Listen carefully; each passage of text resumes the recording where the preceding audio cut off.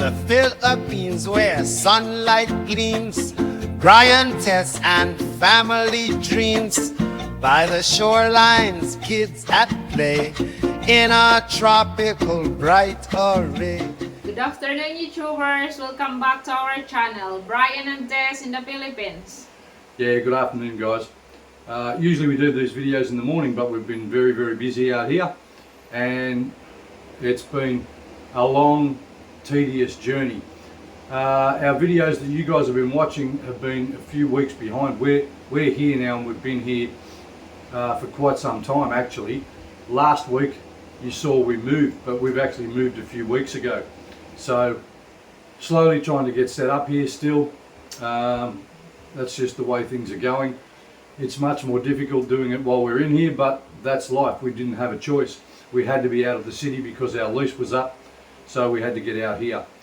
What I wanted to do was, and I'm late on the thank yous because the videos were all pre-recorded and uploaded onto YouTube, so they just posted when they were due. But a huge thank you to Derek Carter, a guy from Australia, for his huge generous donation, and also a huge thank you to Andrew Gray, another fantastic Aussie. Thank you from the bottom of all our hearts, guys. Your generous donations have meant a lot and gone a long way to keeping us here and supporting us on this build. So thank you very much. We don't ask for donations, but if you'd like to donate, guys, you can do so through PayPal or through YouTube here if you want to support our little build here.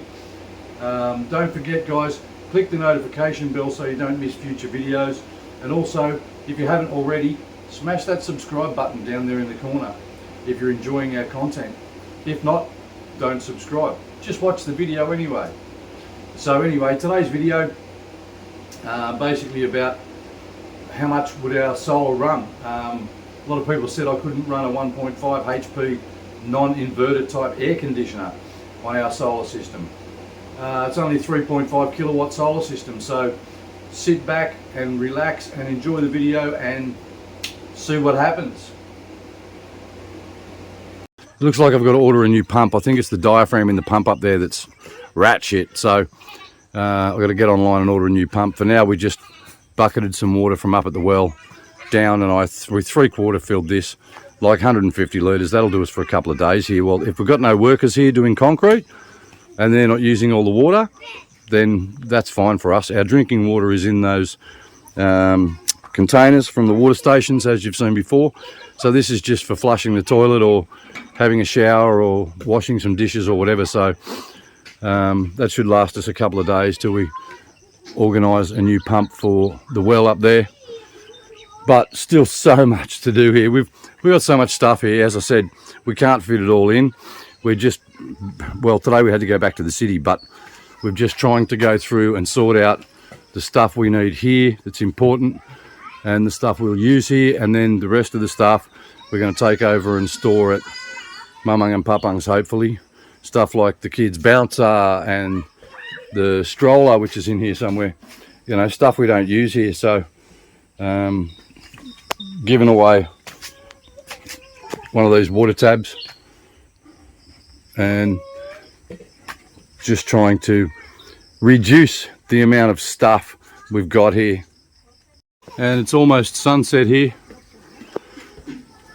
and our solar system is running okay. We've got the refrigerator running all day long, so, and the battery's at 27 volts, so that'll get us through the night, no problem at all, running the refrigerator, the TV, using the microwave to just heat up the baby's bottle for a minute or so.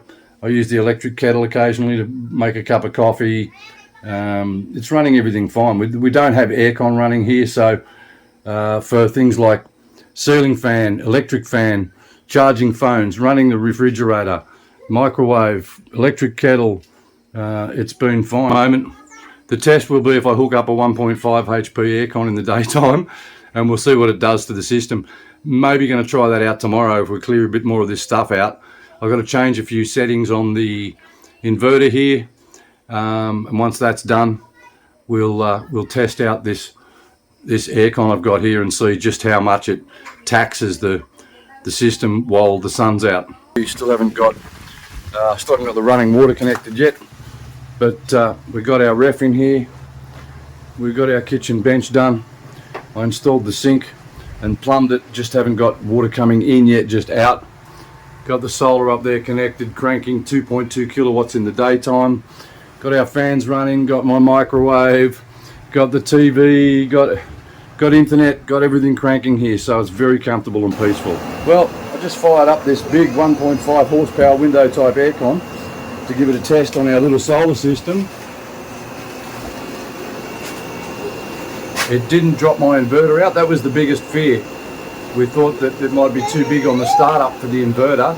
It might shut the inverter down, but not only did it not shut the inverter down, it was pulling 900 watts when it first started, which wasn't that much for a startup.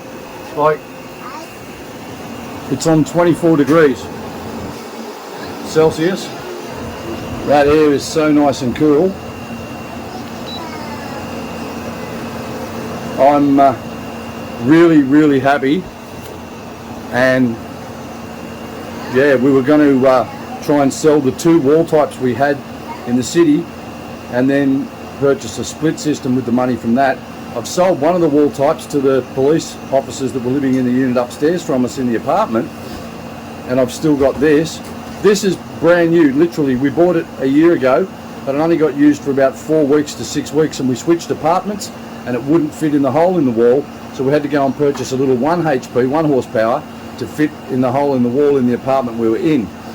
I didn't install anything here, but I'm really ecstatic now that that's cranking off the solar. Now, I didn't really want to knock a hole in the wall, but it looks like we're going to knock a hole in the wall in the bedroom in there and install this, because I love my aircon. Man, that is so much better than sitting in front of an electric fan.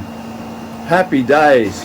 And while our last builder actually had a drainage pipe over here, which was way too far for this vacuum cleaner hose to reach, and it wasn't sloping down, it was actually level, and the water was running back in and dripping on the floor here when Tess was using the sink. So this morning we removed the piece of pipe and just refinished that, filled it up, and then drilled a hole in the wall here with my concrete saw.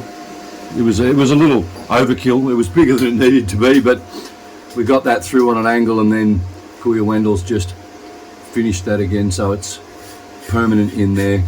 It's, well, semi-permanent. We can always knock it out if we need to in the future, but at least it's we're not going to have any water running back inside. So that's the first thing we got done this morning, first job. And then I've been scraping this floor, because when the tilers were here doing the bathroom, they literally dripped concrete. This floor was actually smooth when it was finished, and Tatai old fart, the grub, just every time he walked in and out, he was dripping concrete everywhere, all over this, and it ended up being as rough as guts. So now I've just been scraping it this morning, trying to get it as smooth as I can, because this was a veranda originally, remember guys, this was just a shed with a veranda. Then we were going to add a bamboo kitchen here, then it turned into a more permanent kitchen. Plans have changed so many times, but I already purchased vinyl floor tiles, stick-on floor tiles, to go down here on the veranda, and I've got them there. I said to Tess, they've already been paid for, they're sitting there, they need to be used. So I'm just trying to get this floor scraped down as smooth as I can get it, so that they'll stick down. It's not going to be pretty, I don't think, but at least it'll be cleaner than just a bare concrete floor. With this veranda, the builder didn't slope the floor away from the house. Again, it's just typical, and if you're not here to supervise, guys, you will end up with stuff like this. It's lower here outside the door. So now, even though there's going to be a veranda roof on, if we start to get rain, wind and rain, and it's blowing in here, it's going to get flooded here. So now we've got to move all this junk out of the way and drill a hole, a decent sized drainage hole in the corner over here running outside, so that if it does start to get water here, at least it can run out and down the hill to the rice field. These builders here create more repairs. Every time I come back, there's stuff that I have to get in and fix. So Wendell just using up some of the finishing he's got left over out here. And the girls are out here standing in the shade with both the kids dancing. Look at Tess, she looks like she just woke up. Literally did. Babe, just messing around right now with a very cheap wall mount setup for the TV, because we're going to throw it up on the wall up there, pretty much right where you can see where that repair was done, because that's where the light switch was originally mounted. And I said to Kuya Yong, you need to lift it up next to the outlet, because I want to mount the TV up there on the wall so it's out of the way. This TV stand from the city does not fit, as you can see, so that's not a feasible option. So I don't know where that's going to go yet. As I said, this tiny house is not big enough, but I just want the TV up on the wall so it's out of the way, the kids can't get at it, and it gives us a little more space. We're struggling here for space in this tiny place. Again, we're not even close to being finished, but we had no choice. Our lease expired in the city, we had to get out here, so now we're stuck in here just trying to get things finished while we're here, which makes things extra difficult, because if you want to do any painting or any tiling or any putty on the roof or whatever, it's just you got to cover all the furniture or move everything out of the way. It's just so much easier to get it finished first, but that's life. We're here now, we have no choice, and we'll just have to do the best we can.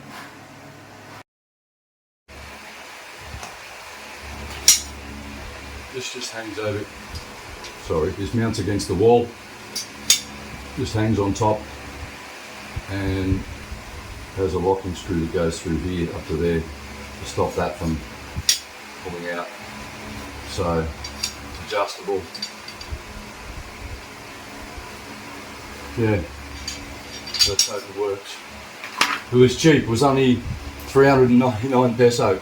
There was one available there for almost 2,000 pesos. I went, why? He said, oh, it rotates. And I said, well, I want to turn my TV sideways and watch it like that. No, I said, all I need is something that bolts to the wall, bolts onto the TV and holds the TV on the wall. Good enough.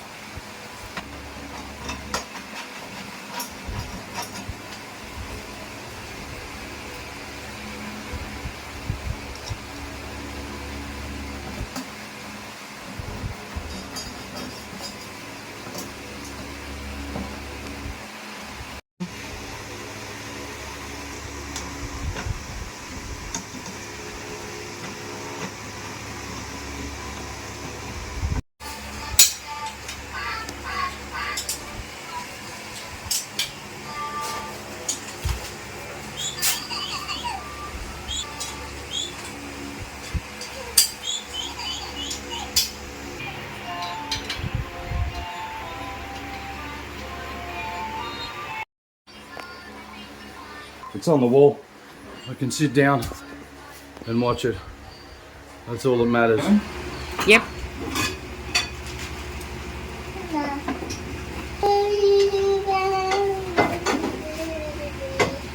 Cheap and nasty, but better than a concrete floor. As I said, I already had these, so I'm throwing them down. Of course, none of the walls are straight. None of the corners are straight. And it's a very rough job, but look at it quickly and don't look again. Look away. It's better than a bare concrete floor. So this morning I've just been busy stripping down this 1.5 HP aircon to because we want to mount this in the wall and give it a shot, see how it goes. Everybody said it won't run, but I've already given it a test run a couple of times, and this solar system here will handle it. Yes, it's a non-inverter type, but through the day, on a sunny day, no problem. I've run it here, start up 900 watts. My inverter's 4.2 kilowatts. Our 3.5 kilowatts of solar panels are probably generating 14, 15 kilowatt hours of energy each day. and we're not using that. Most of the time our batteries are full well, they were this morning. The batteries were full charged at 7:30 a.m. We're currently using a grinder and a drill, the ref's running, some fans and stuff, but we have minimal appliances here. I'm going to make some pizzas today in a pizza oven, but right now I've had to pull this apart because I need to remove all the stuff that Kyle was feeding into the aircon when it was sitting on the floor in the apartment in the city before we moved. Forks, knives, spoons, McDonald's coffee stirring sticks, money. He couldn't resist the slots in the side, and it's a good opportunity to clean it out from all the fluff and dust and shit anyway, but he couldn't resist. Piatos, chips, he was feeding it when it was on the floor, and I said to Tess, we can't run this until I actually get in and clean out all the shit that he fed it and get it put back together. So I'll get all this muck out, and then we might get the vacuum in here and blow out some of this dust and stuff. Oh my God. Anyway, that's my morning, stripping the aircon down, cleaning it out, putting it back together to get ready to smash a hole in the wall and try and mount this thing. Just thought I'd mention another one of the quality tools that I got here in the Philippines. You see my hammer? You see the handle for the finger grips? Oh. Seriously? It was put together the wrong way. Purchased from the hardware store like that. Manufactured here like that. Back to front. Unbelievable. Just wedged a bit of foam in both sides at the moment. Just a temporary setup till we knock a proper hole in the wall, but we could always set it up permanently in this window, but it's going to be, the dining table's going to be coming across here. We're going to be sitting right on top of it, so I'd rather put it in the wall in the main room. But for now, yeah, it would block this hole at the top, and we'll give it a run. And the other thing with solar you need to be aware of is these inverters and charge controllers and stuff are very inaccurate on the readings. I can test stuff, for instance, right now it's telling me top right hand corner is how many watts I'm using. 0, and occasionally it shows 1 watt. I have two 15 watt lights turned on at the moment, so I know I'm using 30 watts. Plus I have a 12 watt fan running inside. So that's showing me that I'm using nothing. And while it is very minimal, it's still totally inaccurate. You know, I can turn more fans and stuff on. It'll show me I'm using 30, 35 watts when I know I'm using 150. So they're very inaccurate. You can get other counters that you can connect directly to your battery to show you what's coming out of your battery and what's going into your battery. But do not trust your charge controllers and inverters and stuff to give you very accurate readings. They'll give you averages or around about approximate. They won't be accurate at all. Well, as the sun sets in the west and it's just starting to cool down here, Tess sitting outside with Caleb trying to keep cool, and I'm just about to sit down and have a couple of pork chops with some applesauce, some mashed potato, carrots, peas, a good old Western meal.